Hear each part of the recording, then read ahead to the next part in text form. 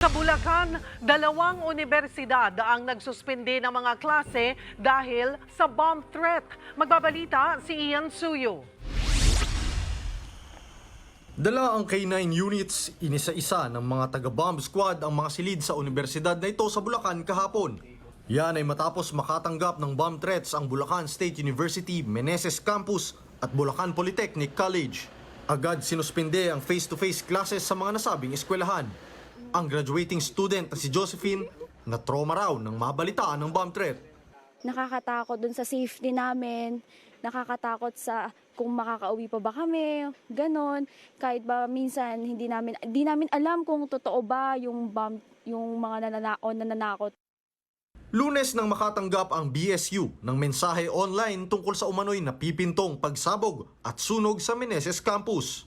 Kinabukasan naman, nakatanggap rin ng BPC ng message tungkol naman sa nakatanim umanong bomba sa lahat ng campuses nito sa Malolos, Bocaue, San Jose del Monte, San Rafael at San Miguel.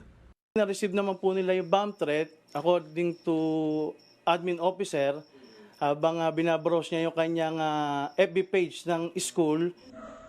Buti na lang at walang nakitang kahina-hinalang gamit o explosive device sa mga campuses base sa isinagawang inspeksyon ng Bulacan PNP. Kaya naman, inabisuhan na ang mga eskwelahan na pwede nang ituloy ang face-to-face classes.